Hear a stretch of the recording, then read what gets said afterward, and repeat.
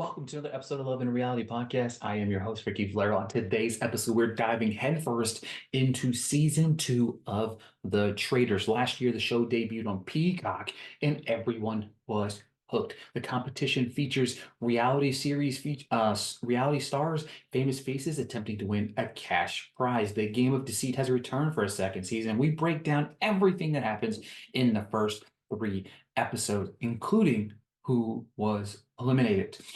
Season 2 sees an entire new cast of 21 contestants arriving at the castle, hoping to win $250,000. There's players called the Faithful, but hidden amongst them are the Traitors. And the Faithful contestants must vote off the Traitors to win a share of the cash prize. However, if the Traitors are able to make it to the end, they get the money themselves. So, last year in season 1, we saw 21 individuals enter the house, and the winner was one of the Traitors in Siri Fields from Survivor Panama. Could we see this happen again? Also, last year, all 10 episodes dropped at one time. This year, we're getting a weekly format. The first 3 episodes dropped this past Friday. 1 episode a week will drop between now and then. If a programming note just for you guys, currently on the podcast, I am covering The Trust, A Game of Greed. I'm also going to be covering The Traitors weekly, but with The Trust, A Game of Greed, there are only going to be 3 episodes focused on that show, as there's only going to be 3 weeks of this. This will be continued. Then it will move into a solo week until we move into February, where Love is Blind is returning. And I know you guys, we can't wait for that show at all. Very, very, very, very excited about that. Before we dive in, if you could do me a favor, subscribe, hit the comment, 5-star review on podcast platforms. I'd greatly appreciate it. It would go a long way in helping me grow the Love and Reality podcast. Before we jump into the show, I want to tell you guys who is on the show ahead of time. If I butcher any names, do me a favor, leave a comment. I will gladly fix those on the future episodes. We have Trishelle from The Challenge, Tamara from The Real Housewives of Orange County, Cherie from The Real Housewives of Atlanta, Sandra from Survivor, Phaedra from Married to Medicine, Peter from The Bachelor, Peppermint from RuPaul's Drag Race, Parvati from Survivor, MJ from Shahs of Sunset, Maximum from Dancing with the Stars, Marcus Jordan, for he's a fashion entrepreneur, Larissa Pippen, Marcus Jordan and Larissa Pippen are together. Larissa Pippen, obviously Scottie Pippen's ex-wife. Marcus Jordan, Michael Jordan's son, are famously dating. And then she's from The Real Housewives of Miami. Kevin from Bling Empire. John Burkow is a former speaker of the UK House of Commons. Johnny Bananas is on the show from The Challenge and so many other reality TV shows. Janelle from Big Brother. Akin from Love Island, UK, Deontay Wilder, former boxing heavyweight champion, Dan Giesling from Big Brother, CT from The Challenge, and Bergie from Love Island. That's our contestants, 21 people vying for $250,000. Let's dive right into first episode. Like I said, we'll give you just a quick rundown, maybe a little bit some thoughts of what happened, what went down, my opinion on what went down, who I think's playing the game, who I think's not playing the game very well, all those things in between. Because like you said, early in the process, we're going to find out who our traitors are going to be and how they're going to work together to try to throw some wrenches in the Faithful's plans of winning that cash prize. Dan talked about not seeing fellow Big Brother castmate Janelle since he wrote her name down on the paper, which is hilarious. CT isn't thrilled to see Bananas, but they typically see each other. CT and Trishelle aren't on the best terms. Parvati and Sandra both are meeting for the first time in a long time. Sandra beat Parvati on Survivor. Sandra, Parvati, and Peppermint are the first folks to make an alliance. Now, let me stop right here and say this. If you've listened to the Love and Reality show in the past, or if this is your first time, one of my favorite things is when people walk in the door and start playing the game. It is never too early to jump headfirst into the game, and this is exactly what they did, and I love it. Larissa and Marcus Jordan, the first couple to ever be on the show, both mentioned they will murder one another if they're given a chance because they are both here for themselves. It's time for Alan Cummings to pick his traitors.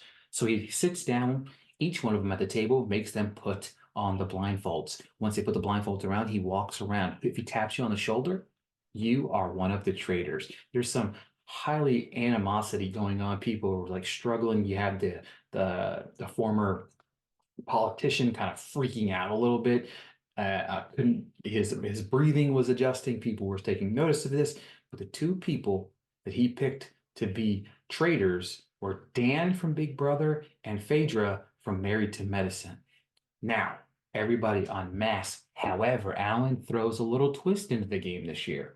Alan announces that they aren't done yet, as the people picked as traitors will get to pick one more person to add to their team. So when they meet later tonight, they get to watch the people playing the game and then get to add one of them to the traitor crew. Love the little twist there. Love the little addition.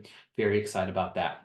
All right, so we have our first competition within the game. Our first competition will be Set the Place Ablaze. They must work together to assemble a giant beacon in the middle of the water. They must gather the puzzle pieces and rearrange them together. Once they do that, they have it together, it will light up. If they complete it in 45 minutes, it will add $30,000 to the pot. However, in a new twist, there are three shields in the game. Two shields in the game, one in the water, one in the land. If they get it, they will be safe from elimination later that night. However, out of the competition. So it's really a selfish kind of manner. If you go get it early on in the game, however, obviously you want to be safe, but you also want to play the game as well. Everyone was tied up to start the competition, but Janelle untied herself first. And instead of helping the team, she ran right for the shield. She was safe from elimination. The game isn't going well for the crew early on, blah, blah, blah. Finally, this is the thing that really drove me crazy. Bananas, who has been NCT, have been in a million of these competitions, right? They've been on the challenge. Why would they not let this man take the lead, right? Being someone who has won so many competitions in the past, Banana CT finally take charge and take over the competition. They should have let them do that a little bit early on. Obviously, once they did, they allowed the team to add $30,000 to the pot. It is time for the first time to figure out who will be murdered and who will be added to the Traitors team. We get the first meeting between Dana and Phaedra, and the duo love it. She said she didn't expect him, and that they look like they were Wonder Woman and Superman in disguise, under, kind of hiding from everybody what they're doing and stuff like that. Whole lot of fun here. I love the dynamic between these two. Definitely two different personalities, but really, I really liked it. They narrowed down their list to Larsa, Parvati, Sandra, and Janelle. And then, of course, episode 1 gave us a little bit of a cliffhanger, flipping right into episode 2, where Dan and Phaedra picked Parvati as their third and final traitor in the group. She will join them at the next meeting. She not only accepts, but of course is excited to join them. Dan and Phaedra started to talk about who they want to kill. They bring up Kevin as the first person. She likes him. Next, Bananas is brought up, but she wisely says he could help them win competitions. Our first person to be murdered. I love the way they do this. It's so fucking dramatic, and it's so dramatic for no damn reason other than it just piles in. People start coming in, right? You're sitting down eating breakfast. You have the first group. Then they send in a group of 2 or 3 people that come in. Oh, you're not eliminated. Obviously, it builds up to the point where somebody doesn't show up for breakfast. Basically, I love the way they do that, and it's so funny to me. I love what kind of happens here. Every knock on the door is just so dramatic. And it comes down to Bananas, Kevin, and Peppermint are the only ones who haven't arrived for breakfast. Our final knock on the door reveals that our first person eliminated is Johnny Bananas. I was dying when I watched this. This was hilarious. He said that obviously he laughed and joked about how the fun in the house is going to be gone. And you know what? I I agree with him. I really feel like it's going to be a lot less fun. The fun thing about watching Johnny Bananas on these shows is his personality. It's massive. He's loud. He's crazy. He's wild. So that's going to definitely be missed. But it was definitely strategic play getting rid of Bananas because, again, at the same time, you do know he's been on these shows. He has won competitions. So you know that he is a threat right out the gate. Deontay asked Peppermint what happened between her and Trishelle. I love he started the pot. He dipped in. Hey, what happened between you and Trishelle? And then just goes back in there. I just love that he stirred the pot. Alan Cummings comes in, makes a joke about bananas not being on the menu this breakfast. Hilarious.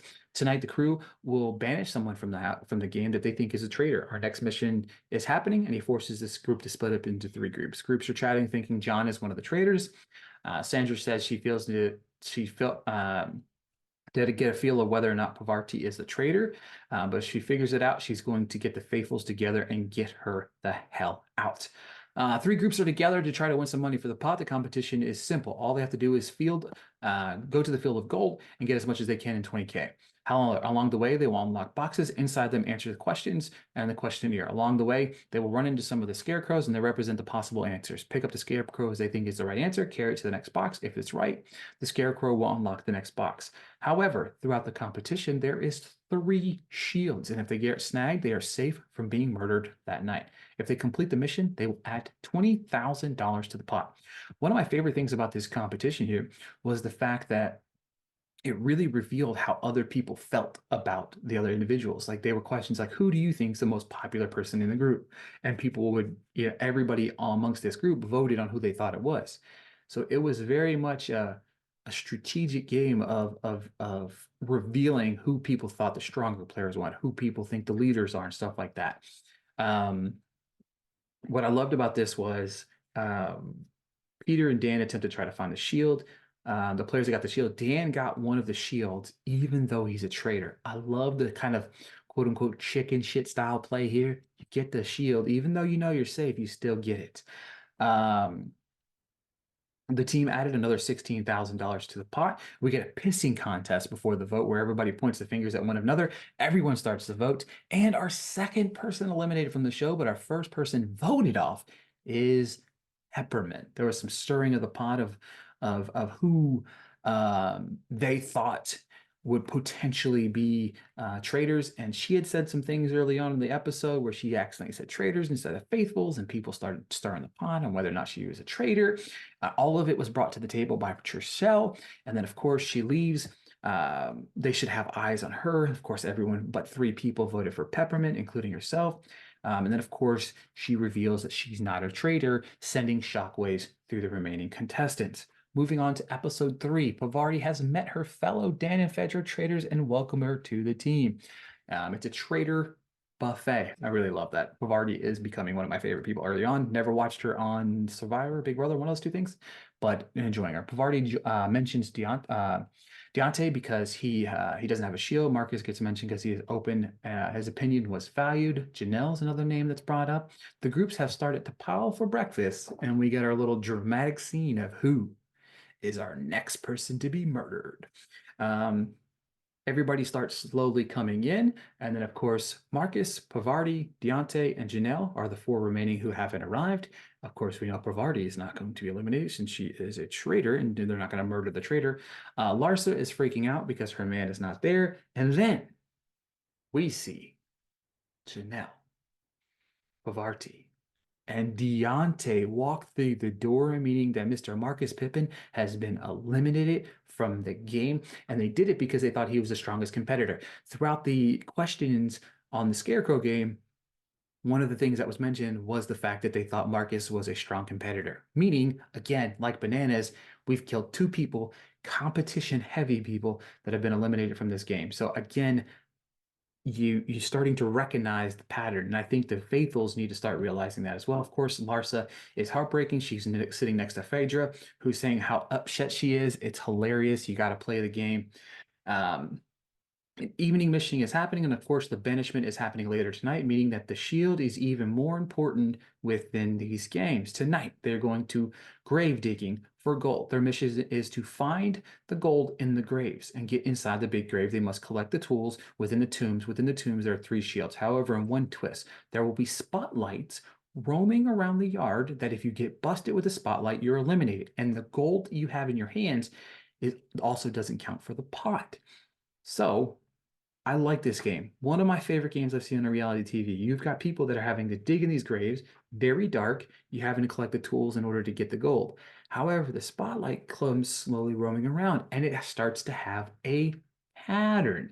We start to see people one by one, John followed by CT, and then we had 6 players were eliminated and they hadn't even added a single dollar to the pot. However, let's talk about Bergie for a second. Mr. Nobody believed in, Mr. Gonna be eliminated, started to say to everybody he wanted to keep a low spotlight. However, that spotlight might return on him because Fergie is paying attention to the lights and he starts moving. The lights start moving and they move in the same pattern. He tries to tell everybody that it's moving to the same pattern. They don't listen. A couple more people get eliminated. However, finally, they listen to him and finally, he actually starts getting them to listen. And then finally, when they start listening, they start adding money to the pot. They start hitting the big tome. They found $5,000, and then of course the light finally snags Bergie, and he gets a massive reception from the team after showing great leadership and said he wanted to prove himself, and he did. There was a balance here. He wants to be under the radar, but at the same time, he wants to be at least seen as not just a goofball. There's 4 minutes left and two shields are left. Janelle snatches the shield out of Ekin's hand to become safe for the night. Janelle knew she needed that thing, and this was hilarious. And this is just the first of when we're going to hear this. All three shields were found by Janelle, Peter, and Tamra. Everyone is talking about Janelle taking the shield away from Tamra, but Janelle saying she didn't do it. Dan's name is being passed around as someone that needs to be eliminated from the game. Parvati tells him that he needs to be aware of the situation and needs to make a move. Obviously, there's the opportunity. People want Dan gone. Dan's quiet, not very outspoken, playing the game a little bit, but maybe playing the game a little bit too much. So Parvati thankfully was in that conversation. So she was able to tell him, hey, you need to be a little bit more vocal. You need to be ready to play, defense at the table tonight, which was very smart because at the table, it is brought up that says he speaks saying he isn't faithful. He said he's quiet and he plays the game quietly and he's just trying to play the game. Deontay speaks up for Dan saying he is faithful and doesn't want him to see being him quiet as being a traitor. We flip this. Again, this is all about strategy. And I love what they did here because the lights went from being on Dan to flipping to being on Deontay. Or from being on Dan to being flipped to being on Max. He followed it by calling out Max, saying the way he moves, how he acts since he's been in the game, making him believe he is one of them. So he starts off on him one by one. Max is trying to defend himself, and then people start to pick apart Max, and then what he's done, and how he laughed when someone's eliminated. He spins it to Janelle at Ekin's moment, fighting over the shield, but Janelle's arguing, says she didn't do anything wrong. But Ekin pushes it back to Max because of him trying to change the subject because he's trying to get the limelight off of him. And these tables are just so intense because it's like once you get put on the spotlight, you need to spin it. Unlike Dan had the protection of Deontay, so he was able to spin it. Deontay helped him spin it, and then we put it all on Max. So then, of course, the votes start piling in for Max on top of Max on top of Max on top of Max. And I love here. This is what I love. We're playing strategy here, right? So as people are voting, people are talking about they voted Max because the way he acted at the table. One thing I love here, Parvati showed her card. She voted for Kevin, said he's an actor, whatever. However, she scratched the D out. She had a D and then scratched it out to make it look like she was voting for Dan, but switched the vote in the middle of the conversation. I love that. Just a little bit of strategy, right? Max up to 6 votes after Deontay votes. Everyone is going to be pissed, obviously, when they realize he isn't a traitor. Of course, he's been banished. Everyone is sad because they got it wrong. Deontay is so emotional. Like, he is so upset and sad because the game is getting to him because he was so convinced that Max was the person. However, look, we had 3 episodes to kick off the season, and they really were like, we're going to leave you with the best cliffhanger. The episode ends with a cliffhanger saying that they're not going to meet in secret tonight. However, their next murder is going to happen in plain sight.